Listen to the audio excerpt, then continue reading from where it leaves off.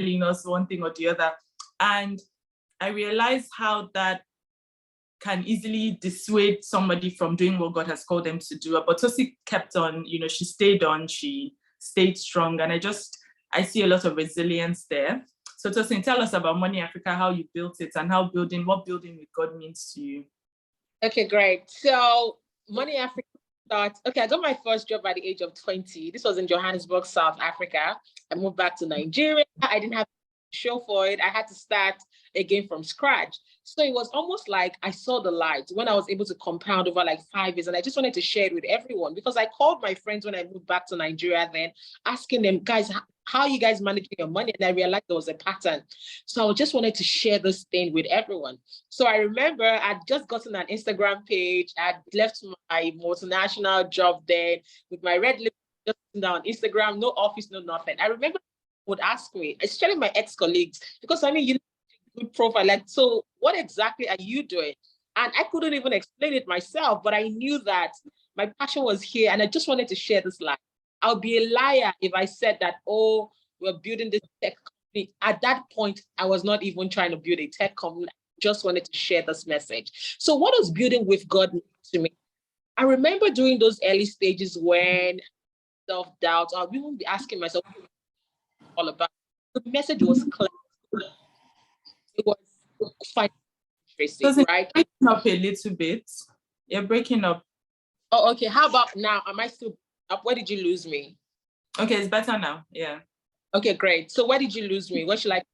No, we could hear you, but it will break in and out here. Great. Okay, great. So I'm hoping that the Wi-Fi can stay fine. All right, great. So then with all that, like, what exactly is this all about? But I knew there was a solid voice telling me to find out literacy, right?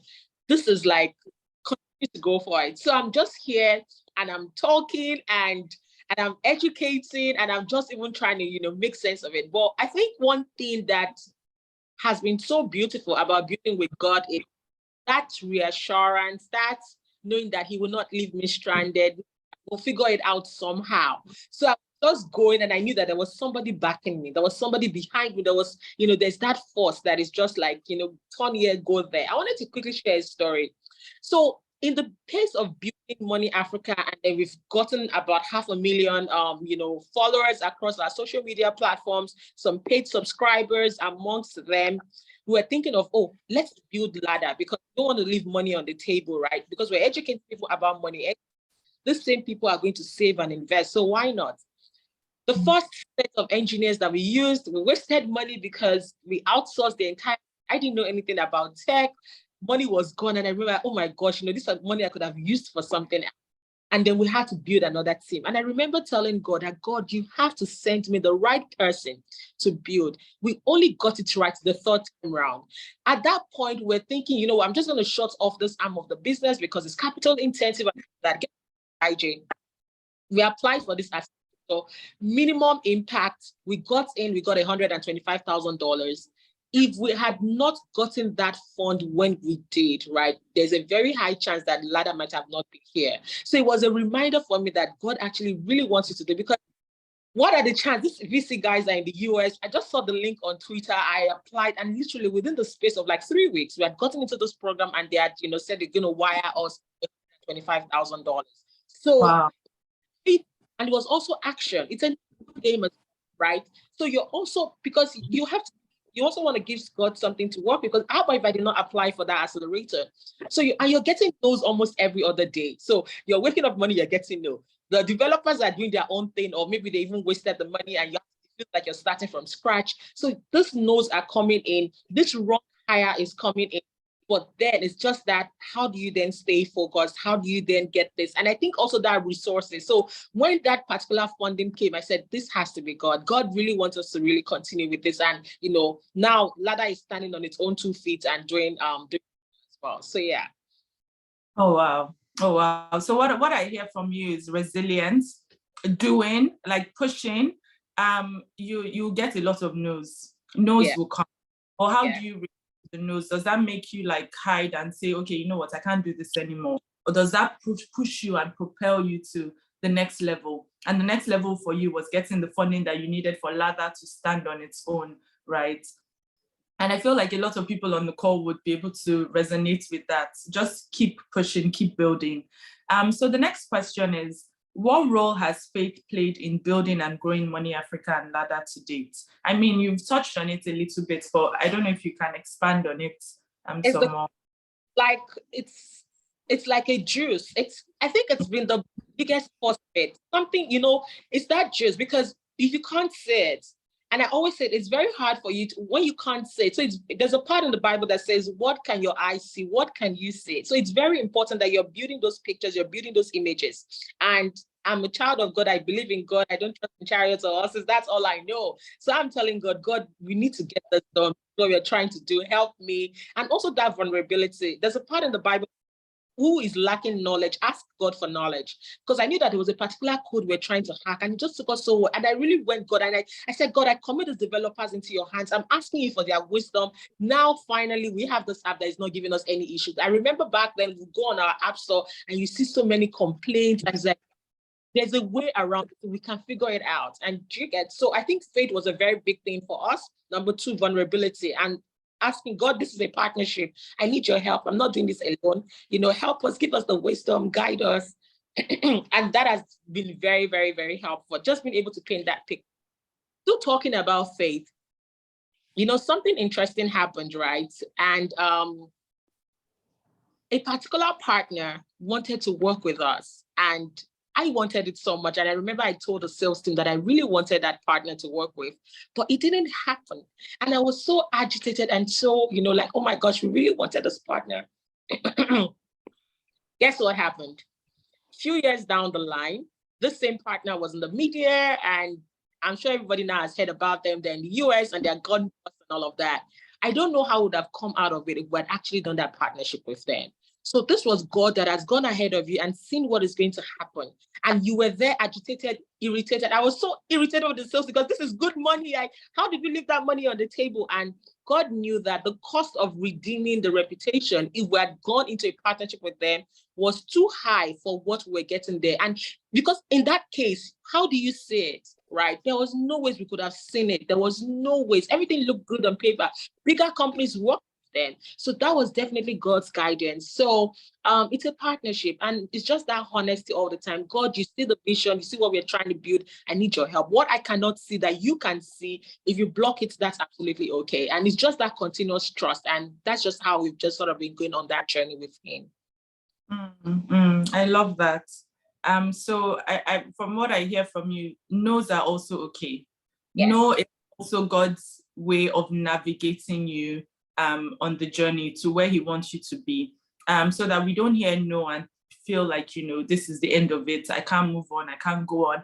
And the reason why I'm really emphasizing this is, how they say that, I feel like women need more resilience. I mean, I'm not to say that women don't have it. It's just something that I've noticed that we need to have that fight in us. We need to have that fight to be able to create businesses. And God has given us a mandate to create businesses that transcend, what we can even think or imagine. So if you've imagined it, if you've thought it, God is trying to do times 100 or whatever it is that you're thinking. And so even the no's does not mean that God isn't building with you. It just means that he's redirecting you. And I think that that is so important. And thank you for sharing that. So the idea of financial literacy and making financial literacy videos and just teaching and training people, where did it come from and how have you stayed consistent?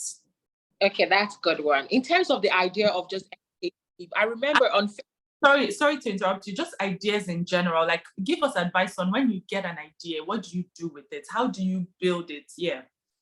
Okay, so talking about ideas, you have to shut out the noise. Go and try. And if you look at all these other people, like I was reading an article yesterday that, who knows the dialer? I think that's the name of the brand. They hoover, like they clean your rugs and all of that. Those guys tried 10,000 times. I can't even for the life of me believe how they tried for so long. I think in terms of ideas, you just really have to execute. Let the market decide. Let them tell you that yes or no. So with these ideas, they come to your head. I remember I'd write long stories on Facebook. Somebody from, yes, that's the brand, Dyson. Thank you, Ayomide. So somebody sent me a DM and said, Tosin, this content is like really great, but I feel like Instagram might appreciate it more. This is a random person that we also went to QC together. And that's how I opened. Where were you putting your content out? Initially on Facebook, I'd write this long ass post and this really long post and all of that, and just writing posts on Facebook. I said, Tosin, I feel like Instagram will be more receptible to this message. And that's how I opened an Instagram page, and we just, shifted energy there. So you have to just try things. You never can tell. You do not know which one of them is going to blow. But go ahead and try. Put down the ideas on paper and just give it a shot. So when we started, I did not know we were going to go the EdTech route. Even when we were ourselves EdTech, I remembered during NSAS, we had contributed money towards the NSAS project. And then somebody wrote an article and they were talking about tech companies that contributed money. I sent them a message and I said, we also sent 500,000 naira for this project. And why were we not acknowledged? And this person said this, you are not a real tech company. Those were their words, right? Now, guess what? The same platform that said we're not a real tech company are the same one sharing our news about, oh, they got this fund in this tech company and all of that. So don't care about what other people are calling you. You think of what you are, and they will fall in line. And that's it, right? They will fall in line. You are who God you are. So don't, they're not defining you. You say, this is who God, or this is what project I'm on. The rest of them will align. So you have to align first. Then every other person aligns. And I think that was like the biggest, because they would tell you all those things, all their own imaginary stuff of what they think you are, what they think you're not. So define yourself, every other person falls along. Yeah. I love what you just said. You have to align first. To be honest, you are the one that needs to, if you don't believe it, nobody else will believe it. And when you believe it, it might take some time, but people will catch on. They will catch on. So my message to everyone is that whatever God has called you to do, own it. I remember I shared one time that I struggled with owning the different roles that I carried and the different things I was doing. I just felt like, well, everybody's doing it. No. This is who God has called you to be. Own your space. And I feel like when you own it, when you believe it, then everybody else will catch on. And even if they don't, by the way, can we even talk about that? Even if they don't, right? Like, as long as you this is, call yourself as the God has called you, call yourself that, then yeah. Audience of one, right? Audience of one. What are you doing and why are you doing it, right? And I think that that's something that we should also discuss at some point, is the why. But so I'll ask another question. So what has driven the structures you have put in your business? So when I met Tosin, the last time we had a conversation, Tosin was telling me she was about to hire someone from one of the big investment banks. And I was like, I like that vision. I like that mindset where you're not looking for I don't know, how people will say, I mean, it depends on where you are in your business, but how people will say, maybe you should hire someone who is just starting out so you can teach them. Tosin knows exactly where she's going. And so in your hiring, I noticed that you were even hiring people that, in my opinion, would be like, okay, why should I come to, at the time, would have said, why should I come to Money Africa when I'm in this big investment bank? So do you want to share more on that? Yes, and you're going to laugh at what happened afterwards. It's so funny how we actually had this conversation before I made that hire. So we hired this guy, I convinced him, I took him for lunch, and I was like, this is what we're trying to build. This is you think this. At the point where we made that hire, his salary was my entire revenue. So we lost you for a bit. Okay, can you hear me now? Yeah, I can hear you now. I remember I was trying to convince this person to join us because like a big investment company and you're trying to poach their staff. At that point when we're trying to hire him, his salary was going to be about 20% of our revenue, right? So one person was going to take like 20% of our revenue every month. But I knew that we needed that hire, right? And I convinced him and I said, listen, you have to join us. He said, okay, that's fine. Came along and joined us, right? And then I made one or two more hire. Guess what happened afterwards, IJ?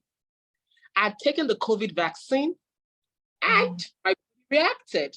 And I was in 8 months. The business ran as though I was not. Ran. In short, that year, we saw a 5x growth. I did not know I was going to be in hospital. Let me also touch on something. That same year, I was thinking, what was the best gift we could give our team, right? So even a person that was earning like 100K or whatever they are earning, what could be a good gift? And I thought to myself, it has to be a good health insurance. I did not even know I was going to need it. So we wanted to get a really good one. At that time, we had gone on Mansa, which was like one of the best insurance in the country, as in this was the COVID 2021, post-COVID. So we had made this new hire, we had gotten this nice insurance plan. We're a really small company, we're making this really small revenue, but this was me acting in faith and seeing myself as we're this big company. Then I took the COVID vaccine and my body reacted, and we're in hospital for like 8 months. The entire insurance cost us about 16 million naira thereabout, and the insurance company paid every penny of it. The only amount of money we had to pay out of pocket was, I think it was less than about 4M or something like that. So this is the power of structure. The health insurance costing me that my premium was just about 200K per annum, right? So we had made that in just thinking of a good health insurance plan for everyone, and it ended up coming true. We had made some really good hires that somebody as smart or even better than I am, so that should the case I was not there, the business could run. So those two things literally helped us. So during that 8 months that I was not able to be there, it literally continued to run smoothly, and it was growing. So where am I going?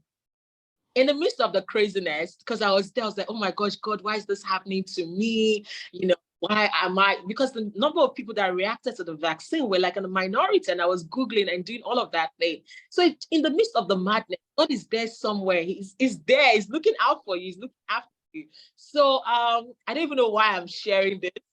So it's really just put it in picture, right? Start thinking about the end from the beginning. There are some critical hires you have to make, right? They might be expensive, right? Just a few, and then you can then scheme on the other ones. But those few key hires, an investment, go ahead, make that investment. Now we're currently in Accra for Stanford Seed, right? And I'm here with our CEO that we made that hire, we made them. We're here together in Accra for that conference. And we are now on our journey, for transformation and how we want to build for the next decade. Right now, Africa has a team of like 22 people. We have an office in Lekki 1. We have 2 tech companies, and Ladder had raised about $500,000. Money Africa got a grant. I know you're going to ask me about that later on. But all of this started from holding a phone, wearing red lipstick, sitting in my house on Instagram. People would send me funny messages. Somebody would send me, go and get braces. Your teeth, the set of teeth is horrible. Now, people are waiting for perfection, right? So don't wait till your teeth is set. Go ahead. Don't wait till you learn how to do your makeup. Go ahead. Everyone will fall in line. So you get all this sometimes really cruel messages, right? Also, I noticed that happy people they would most likely cheer you on. So people that are sad with their own lives, they'll look for how to bring you down. So don't worry about them. They get some really cruel messages. What do you think you're doing? You're just sitting down on Instagram. Don't you have a job? Or sometimes you're going for social functions in the early days and you're trying to figure out, am I doing? But it's okay. I'm taking a break. I'm trying to figure it out. It's your life, you understand? So imagine you're doing things because of fear of what people will say or how would they treat you. So don't worry about them. I say this all the time. Your relationship with God, what has God said about you? If you're in denial, go into the Bible. He says you're fearfully and wonderfully made. You are amazing. God is, I think for me, everybody sees their Bible differently, and how my relationship with God is, I see him as a lover. I feel like the Bible is one big love story. I feel like this person is in awe of me. This person adores me, right? And I just read those scriptures like, wow, this person is describing me. And that's how I see it. And I think that's my own relationship. Like, this person is in complete awe. This person thinks I'm the shizu and all of that. Yeah. I love that. I love that. But there was something I wanted to point out. So when you were talking about your insurance and all of that, the truth is you're thinking about your people, right? And so I also want to highlight that in building, you don't just focus on this is the end goal, this is where we're trying to go, that you don't think about the people that God has placed in your life, because even the team that you have, God has given them to you. And so you are a steward of your team, right? And so the health insurance you were doing it for them. You didn't realize that, you would need it. And then even with the hire as well, you didn't know that, anything was going to happen. So sometimes we don't even understand why God is calling us to do something, but we do it anyways. And I think that obedience is so important in these conversations. Obedience is so important. You cannot do God's will if you're not obedient. I always say that my goal in life is to be God's yes girl. I want to be your yes girl. I want to be your mumu. Press my button. Like, do you get, like, anything you want me to do, I would do. It doesn't matter what people think, that is my goal, right? So I love what you shared, especially about, the hire and everything, and even thank you for being vulnerable and sharing about, your illness and stuff like that. But that is what business really is, and that is what really happens. And I like that you're being open, to share that as well. Thank you so much. So yeah, we've talked about, can we now talk about, okay, I guess you've spoken, what about organizational culture? Can you speak a little bit about that as well? What is the culture in your team and how have you built that? So different things work for different people. However, number one, I'm a hybrid energy person. I really love spaces that give spark joy. And I know that, of course, you can't have that energy all the time, but if I can optimize for it, why not? So when we are hiring, we hire for that. I remember we had hired someone that come from a very structured environment where they would be doing email back. I remember picking up the phone. I was like, hey, we don't do that here. We don't do that. It's all this. So I said, those passive aggressive. We don't do that here, please. This is like our safe space, right? Of course, there are rules, and if people are wrong, address it. But we don't that energy. We don't do it when we look. So we don't compete as a team. It is us against others, but we don't compete against each other. So that culture is very, very key. And you also just carry people along. People like to see a vulnerable, they want to see what you're trying to build, right? And what we want to achieve. I remember with Stanford Seed here, and they shared a story. And story about there's a particular hospital, and this lady was cleaning the floor. And they asked her, what is she doing? She said she's saving lives. So I would have thought she would say, oh, I'm a cleaner, but she's working at a hospital, and here they do really, really amazing surgeries to help people come back to like in our head and lives as well. And that is the energy. You just want everybody. We are on a mission to share finance. We want to take it to all the nooks and cranny of Nigeria first, and we want to go across Africa. This is our own big dream. So even before we had our own office, or before we are now getting exposure to grants and all these other opportunities, that's what I felt. And I'm so grateful that they bought it, because you can sell a dream, and it's another one for people to actually buy that dream and actually it with you. So I think our culture, number one, it's very key that we make it a happy space. I don't want people dreading to come to work on Monday because they work with us. And number two, fairness, right? We feel like, are we fair? I want people to actually, are we fair? So I think that fairness is very, very key for us. Yeah. Yeah, and then there was something you shared with me, which I don't know if I'm allowed to share, but when there's something you told me about your team, when they do well, you give them bonuses. Was it every 3 months? And I was like, how are you just doing a business and you're doing that already? So for me, that really stood out. Can you share a little bit about that as well? Absolutely. I remember even with our NYSC, I remember they would say, oh, Tosin, we get paid more than we're going to I don't want to call names of officers. And like, listen, I want you guys to see you guys as a part owner in this. Like, I'm very big on numbers. This is revenue we're trying to achieve. Help us get there. Everybody enjoys. We might enjoy it in a different way. Maybe I'll be able to maybe hop on the flight and go to London, but with your own little stash, you might be able to get yourself a nice deal somewhere here in Lagos. But we're all together, and I think that's sort of the vision that we're always trying to create. Make us happy, everybody together. So yeah. I love that. Especially in Nigeria now, with the way things are tough. Like when you shared that with me, that really stood out. So I think that's something to also emulate and look out for as well as we build our organizational culture. So what advice would you give believers who are building businesses or looking to start? I would say you really never know the end from the beginning, right? So number one, start in faith. Number two, if for some reason it does not work out, it does not mean, God is against you or anything. Rather pray for the opportunity to be able to get more resources. There's a particular company I was looking at on YC, right? When they got into it, the first idea failed, the second idea failed, they only got it on the fourth idea, right? And sometimes these things happen, which is absolutely okay. So sometimes we internalize failure. I remember when I was struggling with Ladder, you go on our, on our app there, and people were saying, oh, this thing does not work, The second investor that gave $50,000, I was worried because at that time, this was the time when all those reviews about the app, and I was thinking to myself, didn't this man App Store. He says, oh, so you think I did not check? Of course, we want you to get better. That's if you were perfect, you wouldn't need our money. Do you get what I'm trying to say? So don't internalize failure. And that's what is that shame.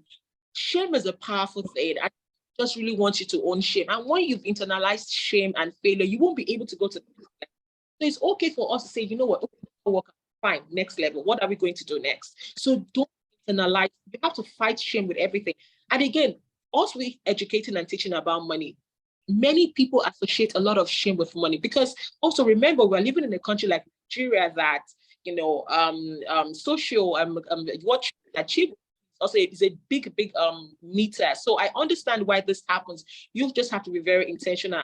You to own that shame. If it doesn't work out, we try again. You know, we're just going to try what will work. Also be open to reach out to other people, reach out to other founders as well. Don't be afraid. You can save yourself resources. Somebody reached out to us and she wants to do the model we did. In short, I'm on a mission with women founders. Don't try that model. Get somebody in-house, let them build with you, and just basically sharing our mistakes. People are very happy to share. So don't, you know, try and make the same mistakes other people made if it can be avoided, right? So vulnerability, ask for help, try, you never can tell. Let the market for a fact that we don't want this product, but you will never know to actually try. And also, it's okay. Another part, people don't want to start. So that whole, you're wearing your red lipstick, you're staying in your house, you don't have office, you don't have anything, and you don't even know where this thing is going. Don't be afraid for people to not see you in a perfect state. Stop waiting for that big fancy page. Use the available to you. Telegram available, use it for free. Is Instagram available? Use it for free. Google pages. So instead of waiting for this elaborate landing page, you can use Google Docs. So just start getting the information and the resources you have with what is available. And as time goes on, you can upgrade. Remember, you are not that product. So don't feel like it has to be perfect. As time goes on, you can then improve. I think these are the key things I'd want to share to new founders. Yeah, ditch that mentality of it has to be perfect. You will never know until you. Mm-hmm. Okay, so I want to now look at it from with God. How did you do it with God, right? So when you were starting out, what was it that, you know, what was the difference in maybe if you didn't know God versus as a believer? It was, for me, it has to be faith. Mm. Books now will sort of pin it around. I see everybody now talking about community. Community started in the Bible when God would say, oh, you know, go and dine with fellow believers and all of this. All these tricks and all of that is still the Bible they are taking. Look at the ants. They were building it small. They will carry a little, you know, it was like, go and look at the ants, look at how they did it. So all those business examples that they're always all sharing with us, if you go to the Bible, it's there. The Bible is complete. It's there, right? So I think the beautiful thing about doing it with God is knowing that I have help, right? I know that it will come true eventually. I don't know how he's going to do it, but I know that he will help me. I remember I'd gone to, when I was in Lebanon, they had called me for a speaking engagement in Kenya. It was in Mombasa. So I took the flight from Mombasa to, what's it called? To Nairobi. But guess what, guys? Also have to be very honest. One of my weaknesses, I could be a bit disorganized. I'd forgotten my passport in the Mombasa aircraft, but I did not know. So I'm already at the airport. I'd gotten there 6 hours earlier, so there was nothing to worry about. I was just waiting for 1 hour to the time of my flight, and I'll just enter the airport and go check in. When I enter the airport, guess what? I don't have a passport, and I literally have 1 hour. That is 1 hour, because I thought I was just going to check in and go into it, right? So I literally had 1 hour, and I was like, oh my gosh, am I going to miss this flight? I heard the voice telling me, you're not missing this flight. I'm going to sort it out. Now, I don't know where my passport is. I don't even know where we're going to find it. Anyway, I heard it was loud and clear. I heard it loud and clear, and there was nothing about. So the lady looked at me. She said, where last did you see your passport? And that was when it occurred. Oh my gosh, it was last of the master flight. She said, that's the KQ Kenya local flight. So I quickly went there and said, this is my name. And they searched, lo and behold, my passport was there. Now they would have waited for procedures to get me in, bring me out. This lady left her seat to go in herself, get that passport. She signed on my behalf. She's not supposed to do that. She broke the protocols. I got on that flight. I had my peace. So I think over that peace, once I feel that it's sorted, I don't know how it's going to happen. I have peace, and I know that God is going to sort it out. I don't know how it's going to happen. It's just that. I think that added element, that piece, whenever he tells me something, that's it. I'm taking my hands off. I know that now it's going to happen, but it will sort itself out. It's going to work out. So, and it's just that trust and believing. So I think my own person, my own relationship with God has been just more of friendship. And I just say, God, give us ease. IJ, I know your next question is going to be about this grant, but I really want to touch on it now. But a lot of sometimes get, when I got into Washington Scholarship, I got in after applying 5 times. Sometimes get something, I'll apply like 4 times, 5 times, and I'm resilient. It's a great skill. And I said, God, I've been resilient, but I want to enjoy ease. I want to I actually enjoy ease. I know, yes, it's nice to say, oh yeah, I tried 4 times, I tried 5 times. But God, some people are getting on their first try. I would like to be one of those people. And I noticed that once I started intentionally asking for ease, and lo and behold, what I applied it 3 times, 4 times. Now, 1 time I'm getting, as like, oh my gosh, all I had to do was ask. So yeah. I really love that. You know, there's a place in the Bible that says, my people have not because they ask not. And so even knowing the intent, what to ask for, being intentional about what to ask for, I think is so important. So ease is something that probably, I don't know, a lot of people will not even think about to ask or whatever. You're just like, God, please let me just get this thing, let me get it. But asking for ease is taking that to the next level. I love that. Thank you for sharing. So I'll say, what impacts, and I feel like you've touched on it as well, but what impacts has boldness played in the growth of Money Africa? So give us practical examples, and then also advise people, you know, who are building, what they can do to build boldly. I know just stepping out and doing it is one of them, but you know, do you have any other practical tips that they can take on to build boldly as well? And for me, before you even start sharing, I would say the word of God. The Bible has everything. I feel like once you understand who you are, that would propel you in any single thing that you decide you want to do, or anything that God has laid on your heart. There is one thing to read the word, is another thing to meditate on the word, is another thing for that word to come alive in you. And I feel like the more we read the word, the more we meditate on it, the more it comes alive in us. And I feel like that is the boldness that we need. It gives us the boldness that we need and the courage that we need to do what God has called us to do. Yeah, but then, yeah. So help us practicalize it. Yeah, I'll talk about practical examples of just, you know, doing it boldly. Right. So, okay, I think get on the office, right? So we just wanted somewhere small. We're going to share with this other person. And last minute, they changed it for us and all of that. And it was like, you know, we're not getting that space anymore. Just felt like we were ready for this next, all of that. So when they took us to this new place, big-ish, I was like, are we ready for this year? So just like, you know, I don't know, how do we, you know, fully utilize the space and things like that? And that was where the idea for the podcast came in, right?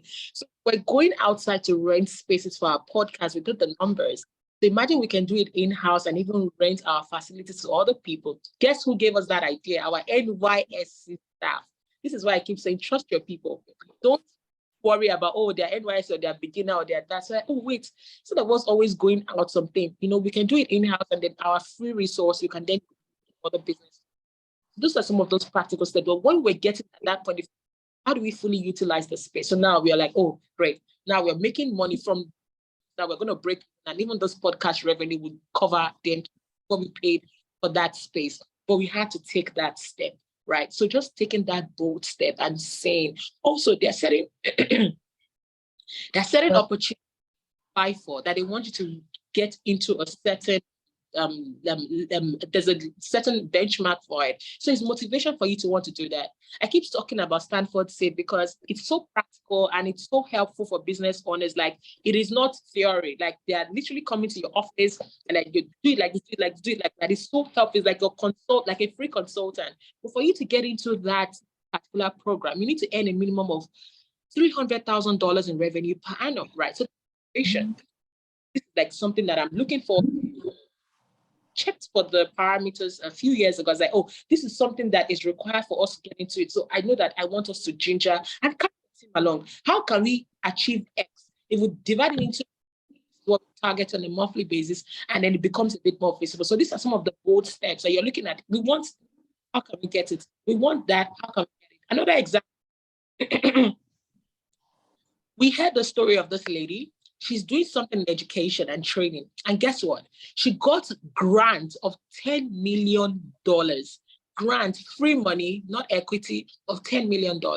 Guess what we've done now and who we've put on our roadmap? We've put her now on our roadmap, right? That is a bold step. Hopefully I can share this with you in the next 2 years. Maybe when we're having this meeting again, I'll be like, oh, we found this lady.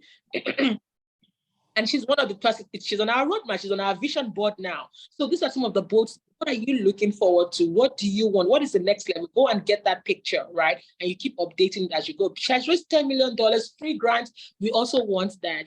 Jobberman got $20 million, free grant to educate. We want that. Put these pieces on your walls and you're looking, how do we build towards that? And just taking that bold step. So those are examples of cases that we've actually done. I love that. And so I will ask everyone, you can share your questions in the chat box. But something else I wanted to ask, just off of what you just said, is about vision. So how big has vision been helped? How has your vision helped you build Money Africa? And how have you taken that vision, written it down, and seen the results of it? Great. So I usually like a medium term dash principles, right? So we're about to launch Money Africa Kids soon. When we first started, we're thinking of Money Africa Kids. But while we were building it, and I called our lawyer, I said, can you help us register Money Kids? We don't want to target just kids in Africa. We're thinking about kids in the world. Nothing stops us from being a Duolingo. Duolingo has over 100 million users. You know, that could be the next step. Again, this is a bold step. So I said, okay, fine, I'll get you. He got us that trademark and we're able to get that trademark for Money Kids and all of that. So you're then thinking about the next level. So as you're currently building, you're like, oh, what is possible? What is out there? Also read aggressively. Go and find the stories of these people, of things that you desire, right? Also, for those in the room, don't despise what you desire. If you genuinely love things, celebrate with them from the depth of your heart. I don't know where it is in the Bible, but I know God also says, rejoice with others. So for instance, my friend, she raised $4 million. Let me tell you how hard it is for a woman founder to do this. As of 2020, right? As of 2021, the number of women raised $1 million are less than 1% of all the women that of all the people that have ever gotten funding ever. Now, she did it first time, it was $1.6 million. The second time was $4 million. She's also a Christian. IJ, I should introduce you to her. So that follow on in Nigeria, she's the first that is a solo founder without solo woman founder. So we planned a surprise and I reached out to a few friends and we wanted to just celebrate her. So when you see people doing what you aspire for, from the depth of your heart, not Ojo, how do I translate that to English? It's fine. Yeah, that it's from the depth of your heart, genuinely choice with them. You can't actually despise. So if it's something that you like, but you're abusing it, just start calling it forth. Genuinely admire, genuinely celebrate with them, right? And so yes, so those things, right? Genuinely celebrate with other people from the depth of, rejoice with them, and then also put in your own words, and then thank you so much. Thank you, Tosin. So we have a question in the comments. She said, please, Tosin, aside business owners 95, how can we build to become the best in our field, when to upskill, and managing our finance as well as salary earners? Thank you. I'm not sure. So I think in terms of upskilling, biggest assets, I say that all the time. And when I say that, I genuinely mean it. It's far for you farther than you have invested. So I remembered us paying about $6,000 for a course. I was like, oh, this is crazy, right? And that's that's the highest we've ever done. But it was very important. It was not just for the course, it was for the networking, wanted to face with other founders, I wanted to explore open my mind and see what was possible and just basically, approach things from a different angle. So you have to invest in yourself, and it does not have to be a $6,000 investment. It could be $100K, it could be $50K, it could be $25K, it could be reading aggressively.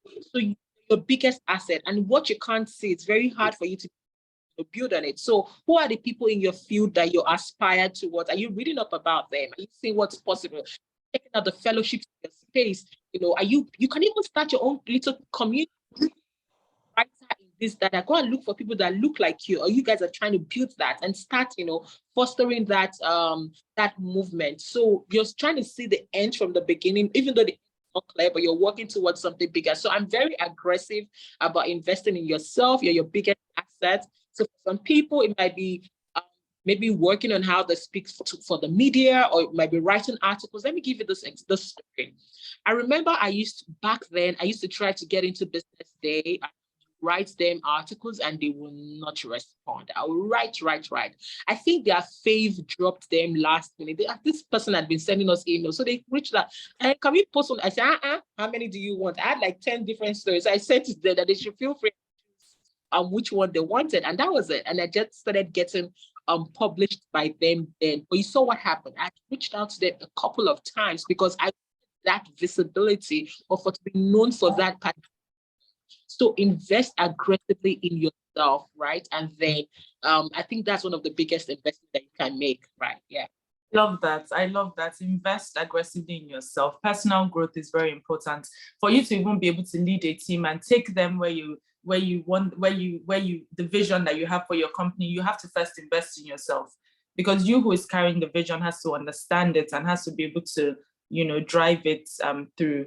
Okay, so someone was asking, how have you grown the subscription business? Okay, that's a very good question. The subscription business, everybody keeps saying hard to hack in Nigeria, right? It's a bit hard to hack. Sorry, okay. But so far, so good. We've tried to do something. Is there room for more? Absolutely. I'm yet to see a company with over 1 million subscribers. But what I've seen is, I know there's a particular company that has over 50K. We've done over thousands of subscribers. So it is absolutely possible. How did we do it? Number one, we went the route of educating, right? Give something for free, let them test you, have and also put in a bit of a structure model. Another thing we also do is marketing, right? So go to people, right? Go into their DMs. I'm not the one doing it, but build up able to help you do that. Then there's also something called a sales funnel, right? Where you can actually bring them in with like a free product, try to upsell to them. So all these different things, don't worry. I also, when I came into this space, I also did not know about sales and all these other things. You learn along the way. So ask other founders, what are you guys doing? Then they say, oh, try building a sales funnel. There are companies out there that could help you set it up with something as little as 50,000 naira thereabout, right? And then doing that. Also, for lots of small business owners, I understand that it's also a luxury in the sense that I don't have black tax. And so primarily all the proceeds that we're getting from the business in the early stage, I was being able to pump it back. So I don't have kids yet. I'm not paying fees and all these other things. So be kind to yourself. Journey. Everybody's story is different. So you might not be able to go as hard initially, but just understand your own individual story and just go along that route. So in summary, number one, create something that they actually want. So you're educating to them, you're selling the value, that why it's important for them to get this. Number two, you're going to them. It could be going into their DMs, it could be writing a link, creating a link. Number three, you can have free.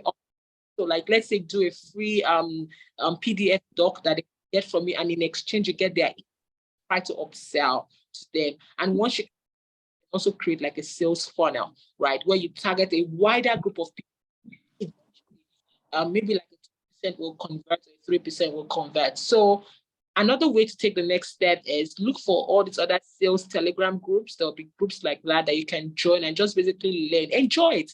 I keep telling people, like, life is really precious. I don't want to do something I'm not enjoying. So as you see it as exciting, oh, I'm trying to understand how to hack this thing, and just sort of enjoy the process. So yeah.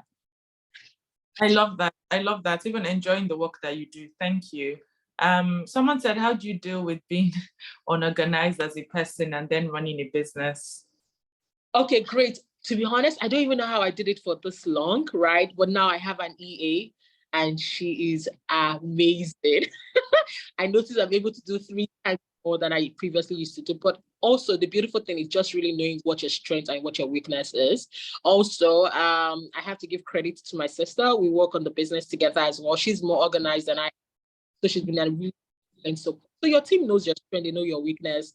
So like, oh, we know that. So like, I mean, before I got my own personal EA, our head of sales, like, Tosin, you have to be at MTN at this time. That you get, they know that we have to ensure that, you know, she's leaving on time or this or that, or they even give the right resources. The questions they're going to ask, just creating that support, right? Because, you know, this is your strength. I'm a big vision person. I know that this is what I'm trying to achieve. Our CEO goes after all small tiny details. You have to know what is your strength. Some people, their strength are those small tiny.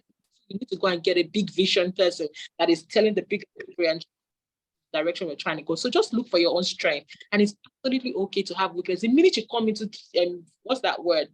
You say that, well, this is my weakness, and you just make peace with it. Then you're looking for how to optimize it, and allow. Yes. So now I finally have an EA, which I think I should have gotten before, but life is. So the same person is asking, what if you don't have a team? So if you don't have a team, how can you try and stay organized? Yeah, so for the first 1.5 years, I did not have a team. I just have to make it. So what will happen here is that you then have to push extra hard, right? So you have to work.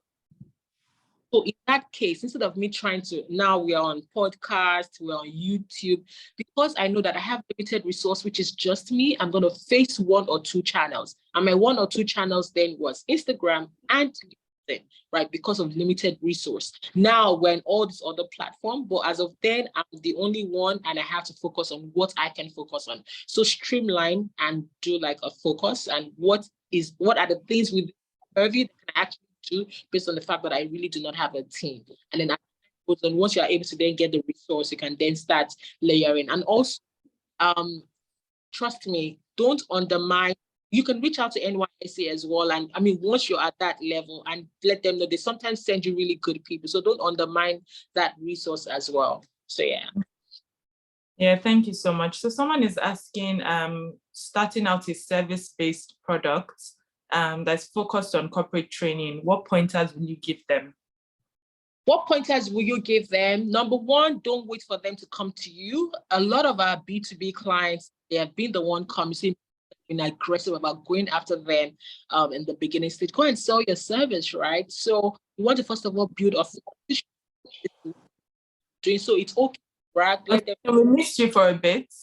Okay, I'm going to take that again. So I was saying that don't just wait for them to come to you, go to them, right? And it's okay to sell yourself. So I have 2 degrees in finance. I worked something for 10 years because you're trying to show them that you're not going to waste their resource. So it's absolutely okay. Many people underplay their experience or what they can do. It's okay to blow that in a document, make it nice and neat. Now with launch of AIs, there's something called Pitch AI, Pitch Deck AI. It literally helps you, design these decks on their own. You put in a few words and they help you design something really nice. Go after it. It's a numbers game. Shoot. Also, LinkedIn is a very useful tool. You can go there for the business, look for their HR, pitch to them. So these are some of the ways that you can actually. And once you get your first client, it starts giving you comfort. Oh, they use that first client to brag to get more clients. So do it in multiples. I like that. What you just highlighted. Don't wait for them to come to you. So find someone in HR or in their sales or in whatever and reach out to them. And I think that also focusing on building your expertise as well is important. So focusing on building your, what do you call it again? Like your brand, or what would you call it? Like focusing on building your expertise, right, is important. And then from there, you can, So when they go and look for you, at least they see that, oh, this person has been, even though maybe she doesn't have the clients, but at least she has, the knowledge because she's just been sharing continuously on Instagram. And maybe even to Tosin, that was the same way you started, right? You started by just speaking, whether people were listening or not listening, whether, it was relevant to them or not, you didn't care. You just focused on that. And then over time, people started to pay attention. So but just not be afraid. those people that are not buying for you are putting your names in rooms where you're not. So they might not buy when they know that needs the art. There's always something. I've never used her, but it sounds like she knows what she's doing. So, so yeah.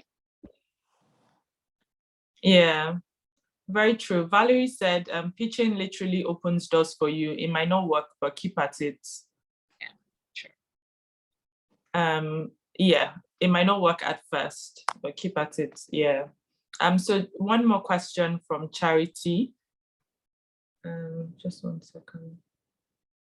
So Charity said, I have a very personal business question that has kept me stuck for 6 months. I believe in my spirit that if I could ask Tosin personally, she'll help me. Can I get an opportunity? Oh, I actually thought it was a direct question. You can ask a direct question to her. Or maybe Tosin, can they slide into your DM? Not a problem. It's fine. She can. Okay. Okay, and then one final question. What role did branding play in Money Africa and your journey all through? Branding is very key, right? The truth is people are lazy. So lazy. So what's that? People are lazy, right? So if you've done the work to be top of the mind and you really deliver, that's it. You've done the biggest part of the work. So once you've proved yourself, it's easier for them to just go with someone that they feel is out, right? And then they're able to do it. Let me that down again. If you do the hard work of establishing that I know what I'm doing or that I'm an authority in this space, people are lazy to search for other people doing it, right? So if one person has used you once and they just see that face, that's it. So talking about Money Africa, when we chose that name, yes, I was saying Money Africa, but really, I was really just in Lagos, doing this thing. Now, I've spoken in Egypt and Tanzania, in Kenya, and a few others. Once one person brought us on a global platform in Africa, that was it. I was supposed to even go for GTEx in Morocco, but because of the program, I couldn't go for that. So you just need, so once one person has done that work to feature you, they are late, you do an assignment, they just, have you noticed that after a while, you start seeing the same face over and over, and they are really just lazy because there are many other people in that space, or even in the sector in general. So you just want to beat them. And when I say beat, I'm saying that you want to go ahead and go and look for those people and show your face or show your work, the repeat of it. So brand is very key. Also, the beauty. Sometimes you will make mistakes. You won't always be perfect. I remember there was a time I just randomly seen a conversation in the DMB team, and it was impressive. Call it out like, so we apologize. I'm so sorry. How can I make it up to you? Can we do this? Can we do that? You make some mistakes sometimes, right? But just when people see good faith, like want to make it right, reach out to them when you make mistakes. Don't gaslight. Let them know, maybe we could have done this better. What can we do better next time? And in all honesty, optimize for that. So for instance, our new website now, we've gotten a lot of feedback about what is on our current website that they would prefer. And we are launching that before the end of this month. We've taken that feedback to be a better experience for users. So these things are bound to happen, right? And just take the feedback. What can you make better? What can you not make better? And yeah. Yeah, thank you so much. So I think those are all the questions. This has been really insightful. Thank you, Tosin. So do you have any final words? Anything you want to say to all on this call? First thing first, thank you so much for making me share. Last year, I started sharing positive thoughts on Twitter. I did a thread. We have nothing to lose. Every day we share something, and I'll just see random people latch onto it, and they're also just sharing and things like that. What I've seen over the years, I spoke to one of the founders here as well, and he was just telling me a story about, I wouldn't call name, about what they had to struggle with in terms of just journey in general. One thing has been persistent, and what I've seen over the time is your biggest asset is how you view things and how you recover from things, right? Two people can experience the same thing, and of them will react to it differently. So nobody's going to promise you, nobody really has a perfect life if we're being honest about it. How people respond to the things that are being thrown at them. I keep talking about this 8 months that I was in hospital because it's very tough. My body had literally, it was shutting down me for a lack of better words.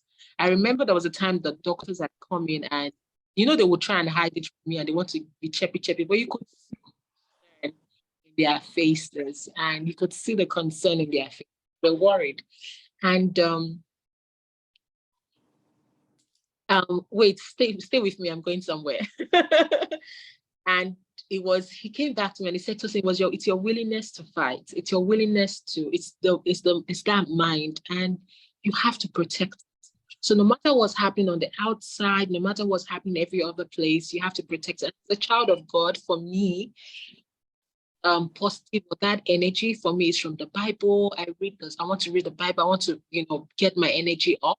Right. So, and the Bible really. So I'm looking for one positive thing. I'm looking for something. I'm looking for arise. It's a time to shine. The Bible is littered with lots and lots of these things, right? And I think that has been what has really, really carried me. And it has fallen other. Some people might look at sources out there, but once their mind is right and they have this mindset, you're able to fight battles more, or just being able to navigate things. So yeah, your mind is your biggest asset. Just continue to.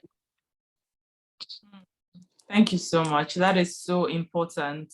That is so important. And I feel like, as we said, the Bible is your anchor. It's something that would help you with whatever it is that you're dealing with, whatever it is that you face. Just focusing on the word of God you can never go wrong with that. Yeah. Thank you so much, Tosin.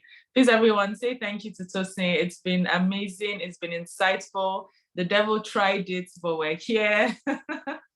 The devil tried it, but I feel like it was such an amazing session. And yeah, thank you, Tosin, for sharing.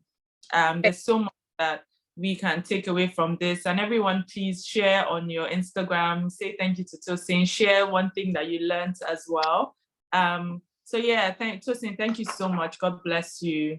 Thank you. And we just hope that every vision, everything that you put on your vision board, that you will accomplish at the right time, in God's timing, and it will be perfect, and it will add peace and take no sorrow and have no sorrow.